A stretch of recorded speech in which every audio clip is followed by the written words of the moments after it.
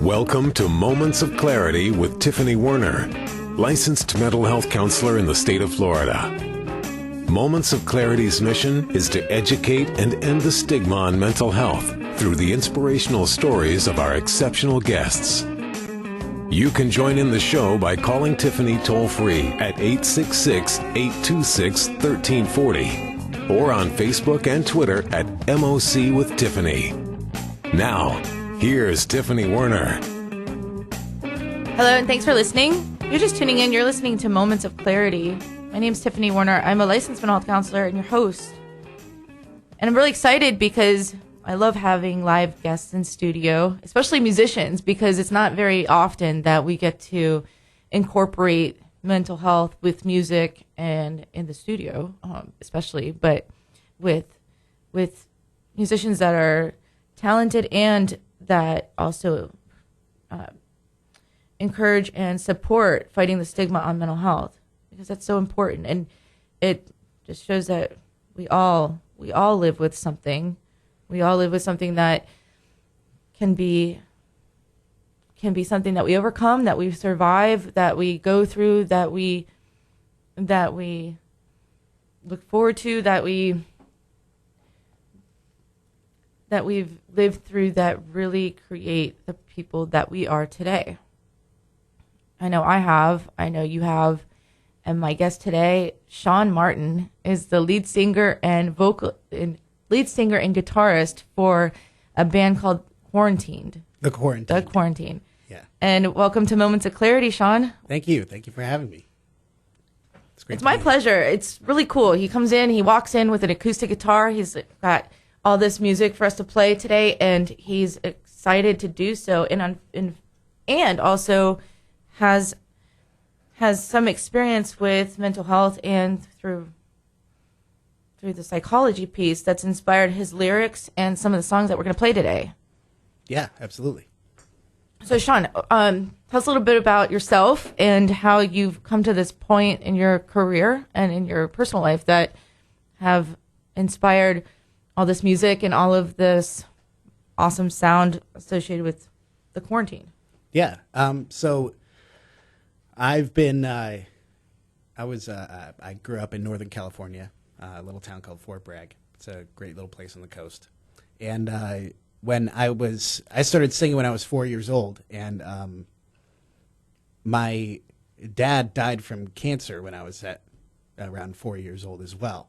And so from the very start, I used music a lot to deal with things, to express myself, because you can't just run around and, like, if you have a line in a choral piece that you like to sing that somehow speaks to you, you can't just walk around in normal all the time just singing that choral piece. People are going to look at you like you're really weird, especially when you're 6, 7 years old. Be like, where do you even know this, piece that, So I can't really hear myself in my headphones, if that's supposed to. Oh, there we go. Okay, cool. Sorry about that. It's all good. So, so I started playing guitar when I was 12. Had a great teacher in my hometown, and I wrote about 30 songs by the time I was 15, 16. And wow, that's a big accomplishment. Yeah. You're like born to do this. Yeah, and in a lot of ways, once I discovered Jimi Hendrix, once I discovered Eric Clapton, Jimmy Page, the classic rock, the Black Sabbath, your Sabbath. Yeah. Foghat, Boston, all of these older Guitar Hero type bands. We know where your inspiration's coming from. Yeah, absolutely. All of this stuff inspired me to write and appreciate the classic song structure, the pop structure that eventually later on Metallica, Nirvana, Stone Temple Pilots would start to twist with. The Beatles, of course, were great influences in taking your standard song structure and switching it up a bit and doing things differently, but still have a very popular appeal. Mm-hmm. And all of these things were listening to these things were big influences on my playing. But where things start to take kind of a weird left turn is growing up in Fort Bragg, there isn't really a whole lot of opportunities for people just out of high school. So you can go into the College of the Redwoods, which is this community college that you can get. There's varied degrees. It's a good school, but it's really the only thing that's around there for local residents. You have to go to Ukiah or Santa Rosa to the JC over there, and if you don't, like for me, I graduated not as the best student. I didn't have the best GPA. A lot of musicians say that. Yeah, it was. I got A's. Did you spend a lot of time on the guitar? Yeah, pretty much. I got A's in theater. Of course, I got in A's music. in music. I always got A's in music, but I didn't always do so well in math. I did great in history, but You just spoke a bunch of history here. yeah, yeah. I always tested high in reading comprehension, but I would never test very high in science or math or these kinds of things. I had some teachers that would give me real connections to them, but real connections to the topics, to the applications of it. But eventually I found myself working service industry jobs, and then eventually getting fired and being like, where the hell am I going to go now? Because I've pretty much gone to all the service industry that are around in my local area. You wore out your welcome. Yeah, I wore out my welcome. Yeah, eventually I wasn't the best worker in that way either. I really like doing music. And so I recorded these 8 songs before I left to go and join the military. I'll give it away. But what I was leading to. So at 17, joined up in the military, went in on December 28th, which is right before New Year's, which is a terrible decision. If there's a time to join the military, Party it up before you go in. Right? Yeah, not the day before New Year's. That's like, in the end, to have a New Year's party at 30th AG in Fort Benning, Georgia, is not fun. There's nothing. There was pretty much one drill sergeant there who was shut up and go to sleep, and that was it. There was Happy New Year to me. Yeah, pretty much. Dude, just being like, oh, my buddies are, what was I thinking? Sitting there for 7 days. Yeah, waiting for everybody to show up, because they're going to show up on like the 5th or the 6th. Right. They all After have they their went. vacation that's, built in. And we're in the middle of that. And just so very from the beginning, there's a lot of things where just those little things, if you let them annoy you, if you let them get too much under your skin, then you're going to lose your entire bearing on what you're trying to do. And It happens to a lot of stuff. Yeah, and eventually I learned that lesson in spades when I went from. So I signed up with what they called an 18X contract, which was a Special Forces contract. And so they start you off in infantry school, 14 weeks. Then you go to airborne school. And What are we talking about in the military? What kind? The Army. Okay. So I'm going through jump school. It's the 3rd week. We've already done. We only have like 1 or 2 jumps left, and I think they're the night jumps. And so I think it was, I can't remember what his command was, but he was a Special Forces guy, tabbed out, SF, Ranger, Airborne. One of the biggest dudes I've ever seen. Just totally strong as hell. Beefed up. Yeah. Also the most well-articulated person I may have ever met to my life. You could see it in the maybe 5 to 10 minutes we were talking to him. And he was the guy who was telling us, hey, I'm your point of contact for going over to Fort Bragg. And you have a choice. You can either go to your unit after airborne school, or you can go and try literally the hardest training the military in general has to offer.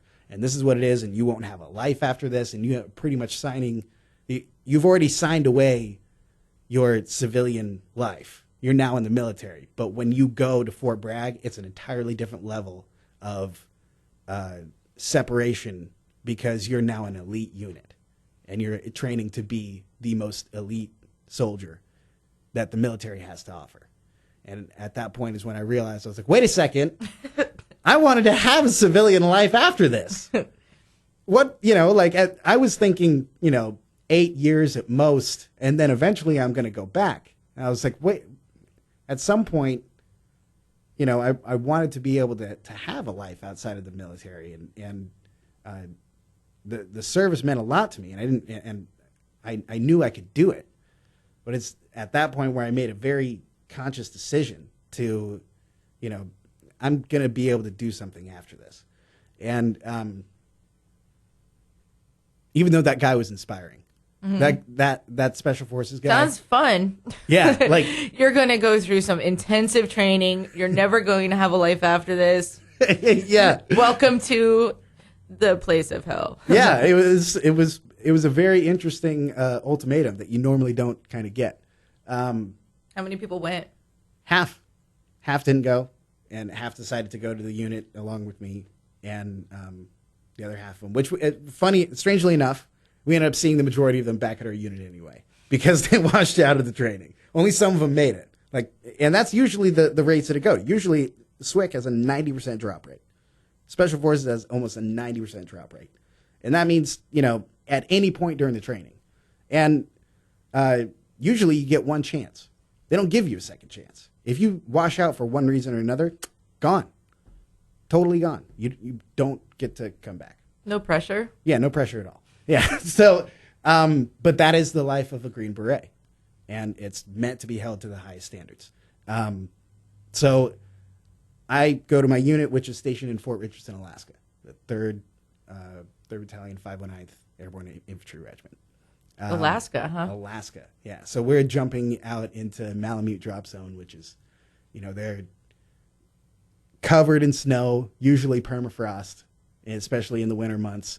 No sunlight during those times. So you're jumping out at 2:00 in the afternoon. It's dark. And it's dark. It's really dark. So eventually so the training goes on for another year with the unit, which is extremely comprehensive. It's combatives, it's how to move as a unit, it's close quarters combat, it's vehicle operations, it's cordon and searches, it's doing raids, it's everything that intensive that an infantry unit does. We're talking about jumping out of planes, kicking down doors, and shooting people in the face. That is essentially the short line for the infantry. There was no messing around. Everything was life or death. Everything. From the way that you made your uniform, to the way that you cleaned your rifle, to the way that you moved during Battle Drill 1 Alpha, to the way that you took down the target person in the room, or or how you hit a 400-meter target. And do something amazing with what you're doing. Everything was life or death. So you strive, and you have this constant push and this constant drive to strive to be the best at what you do, because the best survives. Mm-hmm. So we go and deploy to Iraq in 2006, in October 2006. And by November 24th, I was... me and my truck were hit by an IED, and it was an extremely traumatic situation. 3 out of the 5 people who were there were eventually airlifted out. One of them eventually lost his leg, had burns in 70% of his body. He's my good buddy. Still alive, still kicking. Recently just got married. Really happy and proud for him. That's really great. Yeah. Beautiful people. They're just amazing people. And along with everybody who I served with, they really are. They've especially over the time, you can see them really growing and doing very, very different things, but still being very successful. And it's awesome to see that. Mm-hmm. So after that time, my squad was torn apart. 3 of them were back in Landstuhl in Germany. We had to get new squad leaders, new team leaders. So eventually you started to work with everybody in your platoon. It definitely wasn't this, you're set on this track and this is the only track you go on. There are huge hitches. There are huge breaks in the road. And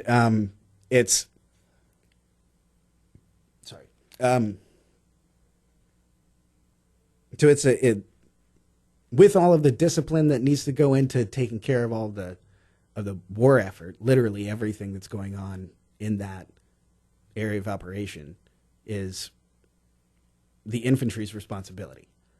They take responsibility for it, whether, I mean, within reason, within military reason. But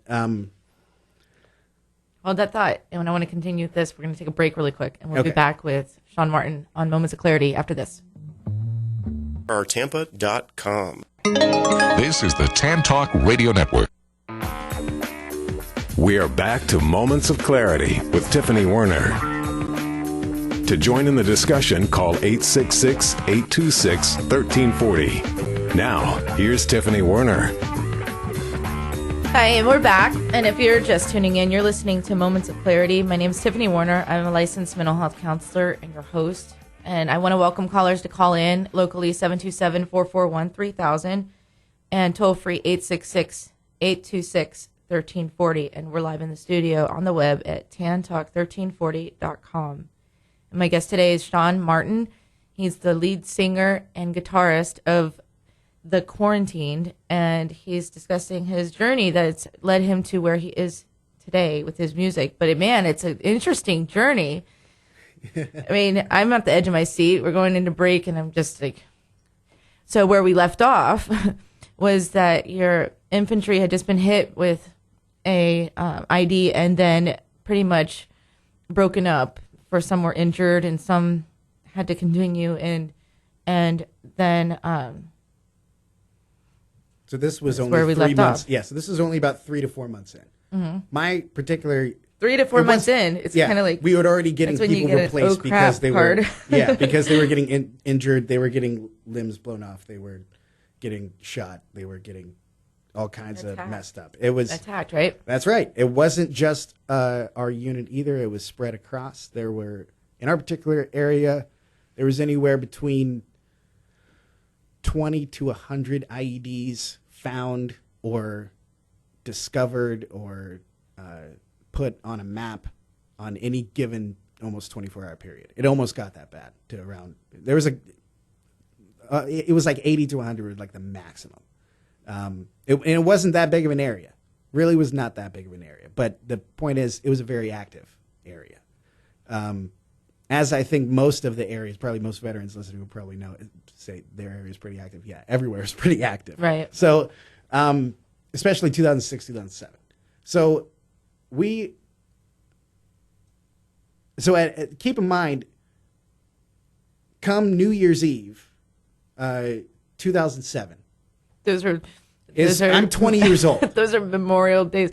New Yeah. Year's Eve. Yeah, New Year's Eve. Yeah, New Year's Eve entered it, and then this And next you're New like, Year's now, Eve, I'm sitting up. So I'm You must sitting up really there. appreciate New Year's Eves now. Yeah, 2007. So I'm sitting, pulling security on our patrol base, and what I get is, hey, we're gonna shoot off a flare because it's New Year's in 2 minutes, and I started thinking about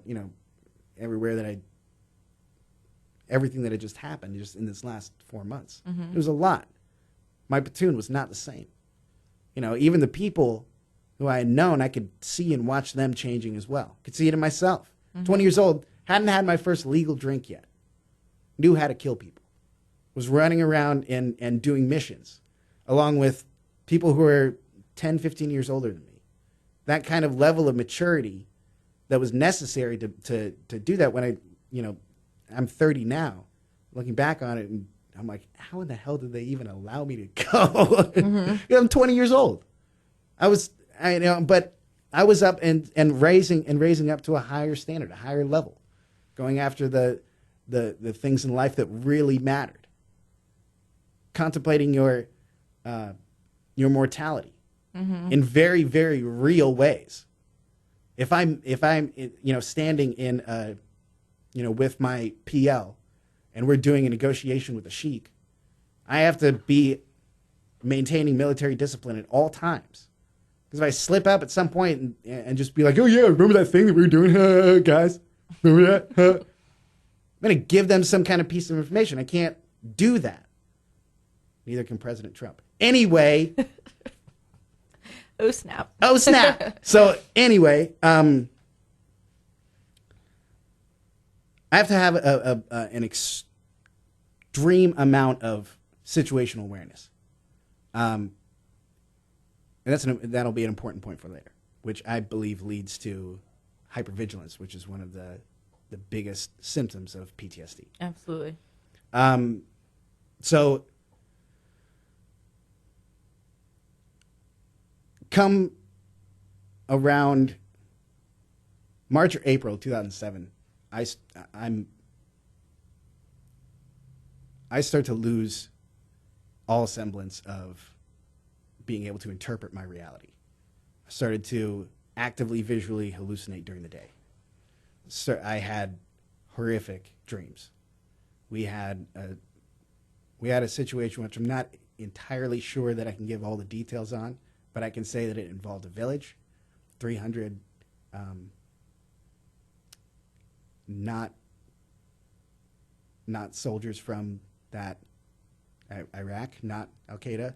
They were from a neighboring country, I fully marked and identified. Crazy shit started happening. Sheiks were turning on people. A sheik, that's a term for their leader.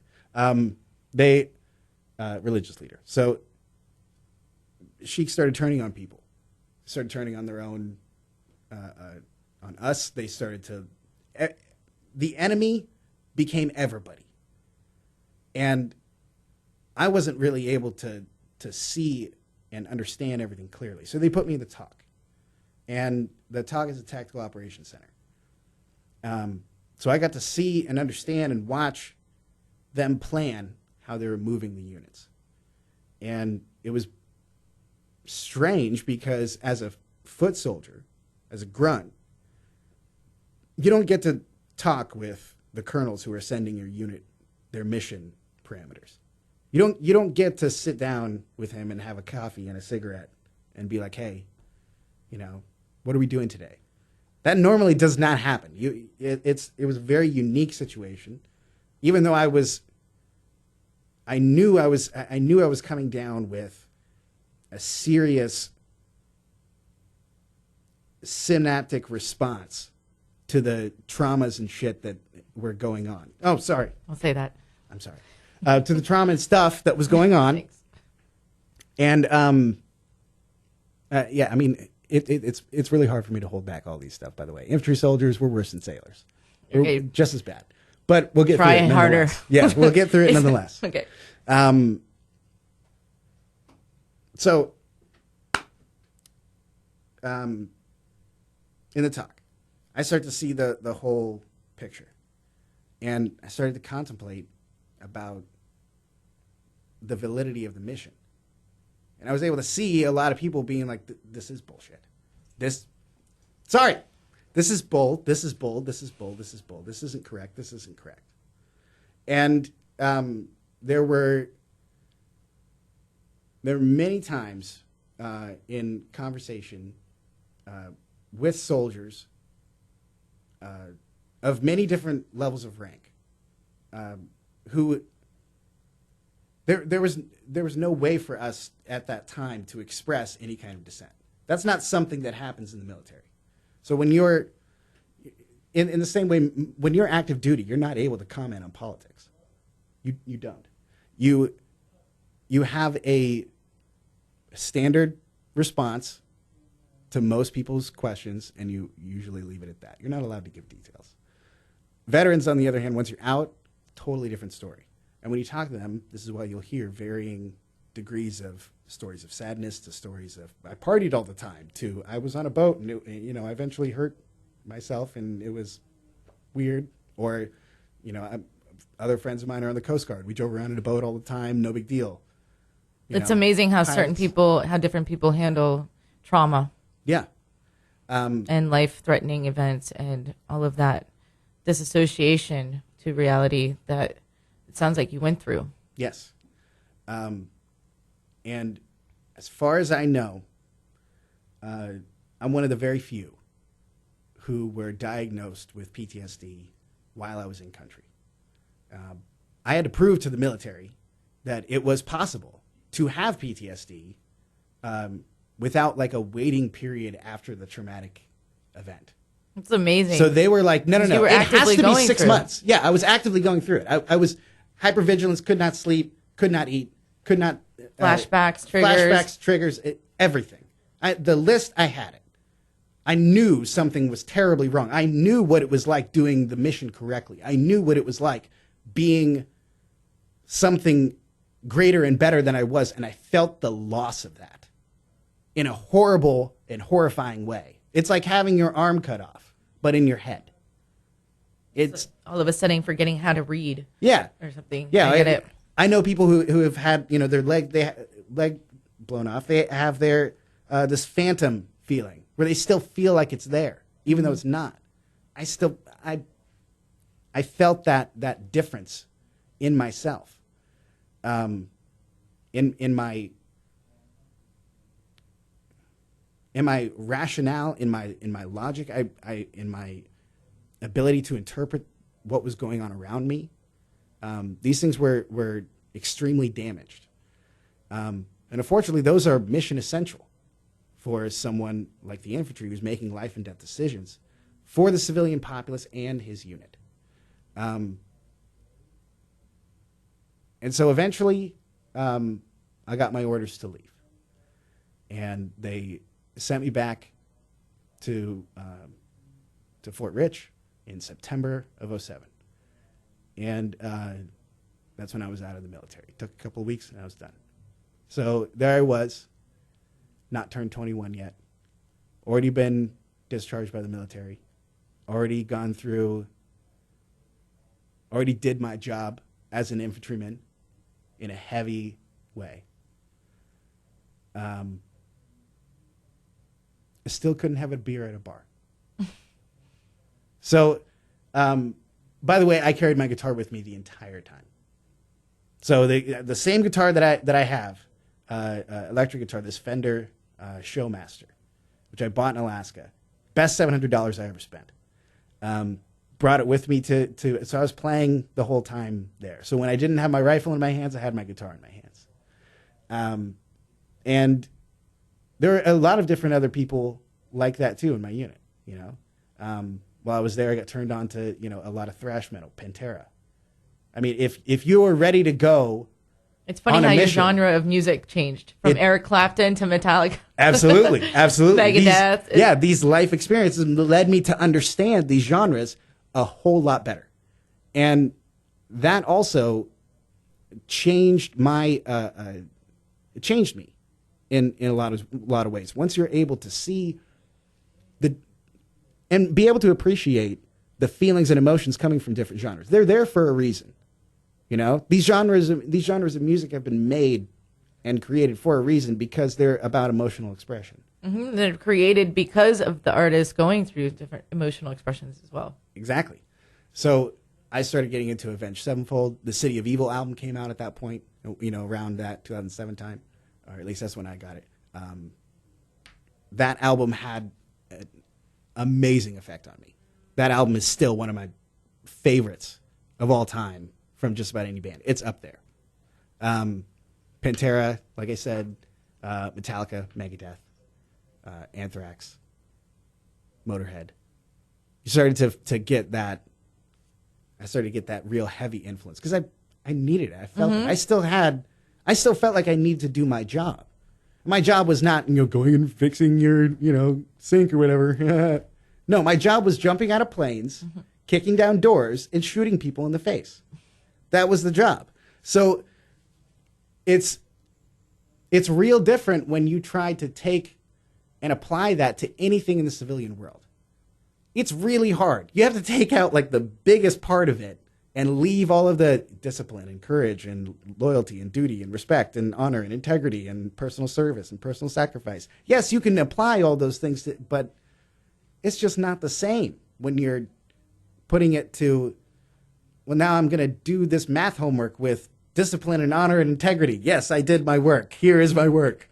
All right, that's my integrity for that. That's I hate the teacher that gave you a D on your homework. Yeah, like I'm going to complete my job right now. Yeah, Thanks for the D. Thank you. Professor. Here is my signed statement of my homework. Yeah, it only goes so far. Is the point? So I took my GI Bill and said, you know what? I'm going to put myself 110% into music. Because it's the thing that I feel allows me to come alive. The rest of the time I was in a bottle. The rest of the time I was chain smoking. The rest of the time I was doing something that I didn't know at the time was trying to fulfill that dopamine, adrenaline that I needed to make myself feel alive. The rest of the time I felt numb. I think that's why a lot of people get into adrenaline rush, like they call them adrenaline junkies, is because they feel that once and then they keep trying to. No, it's not like have a one. that void it's not or like whatever, hit it or once and you're hooked forever. Adrenaline is built into your system from the very beginning. So when you're a baby and you look up at your mom and she goes in to give you a pat on the head or a kiss in the forehead or something, there's adrenaline and dopamine that comes from that. Serotonin, oxytocin. It's all there. There are different levels. So to me, it's not just one time. It's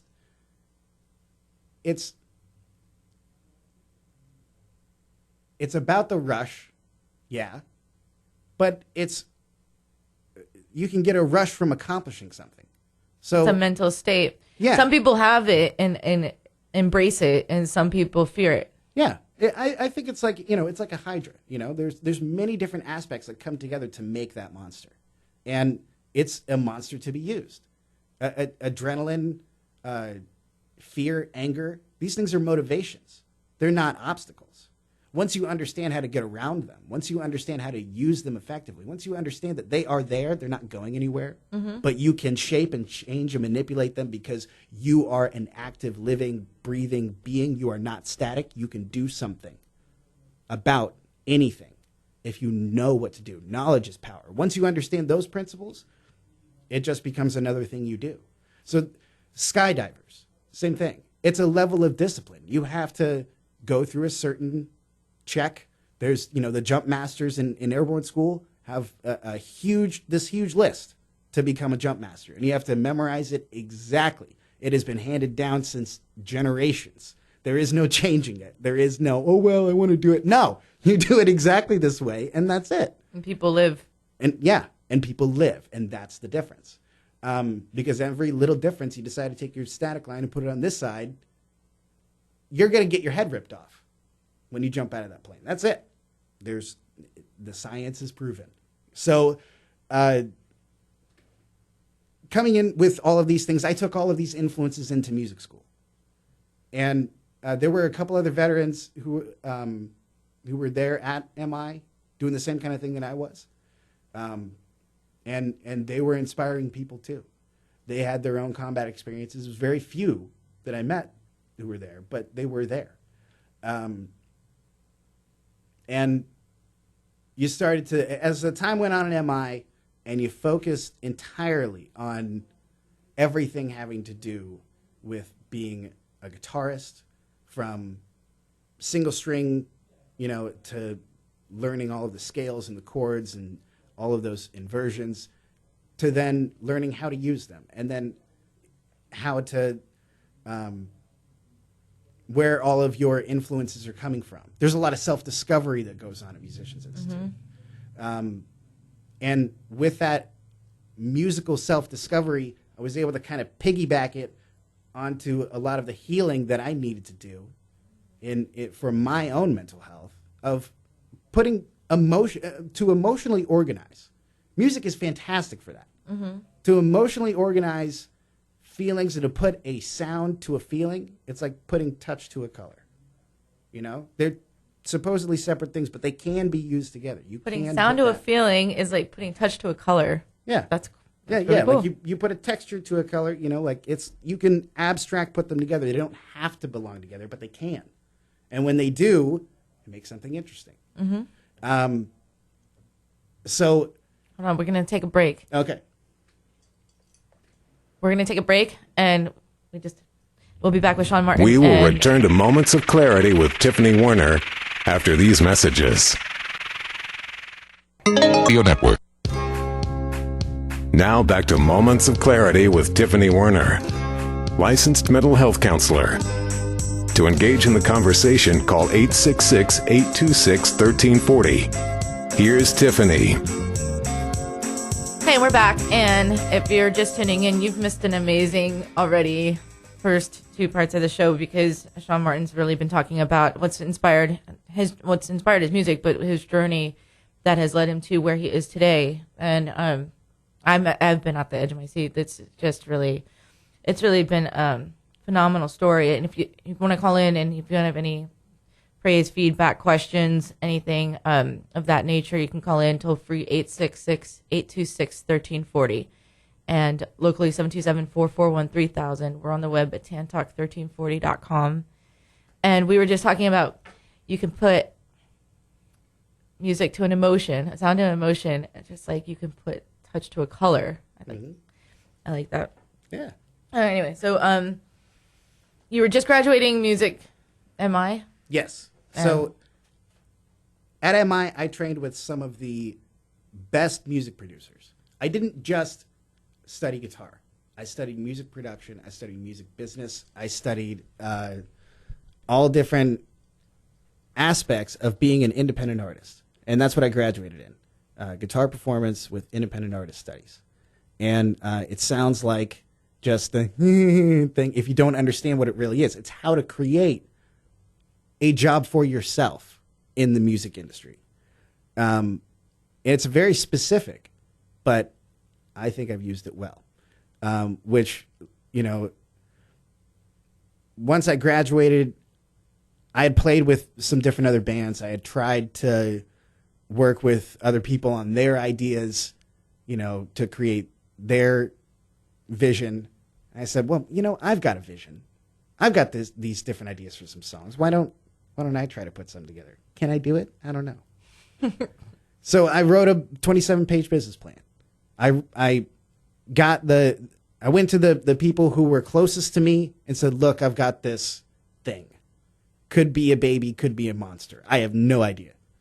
What do you think? And they said, you're onto something, but you have to develop it. You have to develop your voice in it. You're not able to do everything that you want it to be yet, but you can. And they gave me the avenues to choose to advance that. And I took them as many times as I possibly could. From learning from the best, this is what they told you. Take every opportunity that you can. Don't tell yourself that you can't unless you really don't know what is even going on. But you're supposed to at this point. You've gone to school for it. Mm-hmm. Don't be dumb, So, and also don't restrict yourself. Make it so that you can accomplish things. Don't take away from your own success, which is one of the hardest lessons to learn, because that comes in many different forms. Absolutely. Just like in the infantry, just like in the mafia, just like in music, they come at you with smiles, but they are ready to stab your back. And it's a dirty game. Music is just as dirty as human relations, just as dirty as politics. It's languages all into itself, but music can be this great connector. Music can then create art, which becomes the mirror of life, that we can see ourselves from a different perspective, mm-hmm. and have and learn something new from it. And that's what I wanted to do. That's the thing that I want to be a part of. That's what I wanted my music to represent. And so why I named it The Quarantined was because I wanted to give you the perspective of looking into that mirror and not seeing something you liked. Because I felt like that every day. It didn't matter what it was. After 2008, 2009, I didn't like anything that I saw. Everything that I did was terrible. Everything is horrible. Dennis Leary. And that's what my life was. But I put everything that I had into music. And so I started to have, so after I graduated, I had a horrible breakdown. And even though I was working for this music management company, I was managing a couple different other bands, online. I had my knowledge, I had my music going, everything came crashing down. And in that, I started to write some of the songs from this album, from the Antiquated Hate EP. And I started writing them around 2012, 2013. And it took them now 5 years to get fully completed to their to where they are now, which is released by a multi-platinum producer, multi-Grammy winning producer, George G1 Archie. The guy is fantastic. I've seen the platinum records on his wall, and it literally stopped my heart when I saw Tupac's platinum record, when I saw R. Kelly's platinum record for his, I Believe I Could Fly, when I saw, the litany of different artists that he had worked with and successfully integrated their production to make something that affected people. And I felt like that was finally when I was standing in his studio looking at all this stuff, be like, I have a chance. Now is when it begins. All of that work, all of that breakdown, all of that heartache, all of that pain, all of that suffering, all of that total craziness that is life. Trauma, yeah. Everything. All of that discipline. Recovery. All of that recovery was leading up to that moment, and it was just the beginning. It was just to get me started. And it's great when people now, take all of bad things in life and turn it into something to motivate them. Yeah. To do something good with it. Yeah.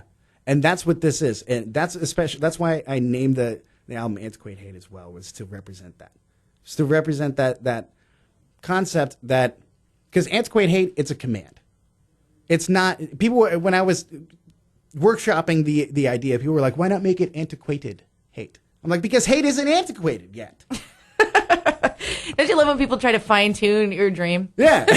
Yeah. It's like, it's still there. What are you talking about? It's not past tense, guys. Sorry. It's present. And, yeah, it's extremely present. And considering the recent events, it makes it just that more literal. It is actively happening right now, and it is an active thing when you overcome the hatred of another person. Because there was a long time in my life where I hated very, very specific kinds of people. And I had to overcome that.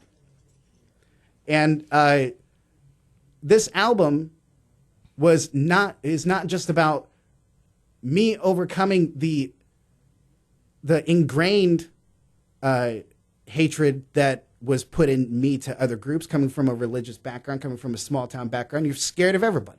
You don't like those other people. You haven't met them before. You don't know who they are. Instead of seeing and understanding everybody's humanity first. That's a tough thing to do. Mm-hmm. Especially when they're, carrying pitchforks and torches. That makes it even harder to understand that they're humans. They have sometimes legitimate arguments. Sometimes they really don't. We're not going to talk about fascists and shit. No, but they don't have a leg to stand on. They don't. But this music. Can we play a bit of your album before the show's over? Because we only have like 4 minutes. Yes. Can we just play a bit of which one? The end? Yeah, sure. This song is, it will take about 4 minutes, so I'll just let the music do the talking. Well, wait. Oh, not yet. Before we do, I don't want to run out the show with it, so let's play a little bit, and then we can close up and get some addresses and things like that to find Sean Martin's music with the Quarantined. Okay.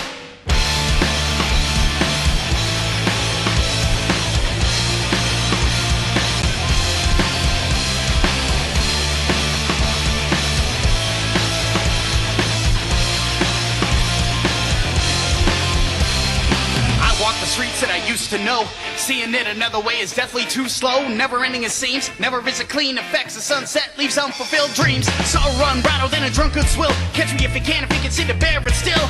Unbound and free from the many. We're pining for a penny on the sidewalk, land of the plenty. Down in a hole, there very few know it's a crapshoot. A chess game of souls get owned. I'm back for that 3 times running. Don't forget you know me so bad.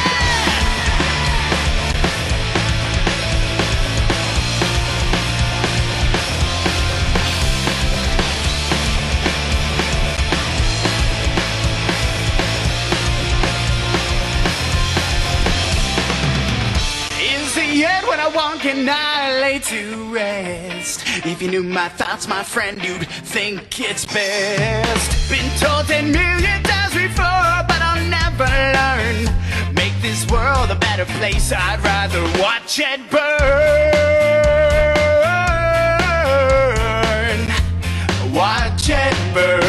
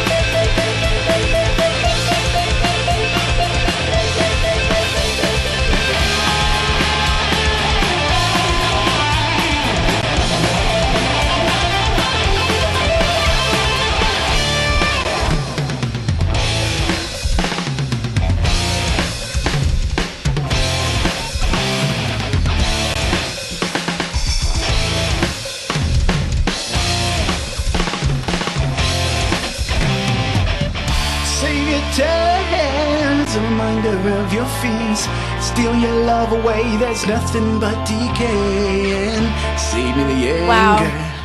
What? I can really hear, like, especially after what you talked about with the story, I can really hear it in the music. Yeah, thank you. How can we look up the music and really find the Quarantine? It's on Spotify, iTunes? Yes, it is on iTunes, Spotify. It's on most online distributors. Just search for The Quarantined. Or Antiquate Hate EP. You can find it either way. It's also available on our website, thequarantine.com. And you can... I encourage everybody to look up Sean Martin, The Quarantined. And we'll be back with Moments of Clarity tomorrow at noon, every Thursday, Friday, 12 to 1. Thanks for listening. Thank you, Sean, for being on the show. Thanks, Ed. Have a good day. Thank you. Now it clicks. Moments of clarity. Now I hear moments of clarity. Now I get it, moments of clarity. To yourself be kind, it will please your mind. Find your joy, trust in you. Put in the time. WTAN Clearwater FM 106.1.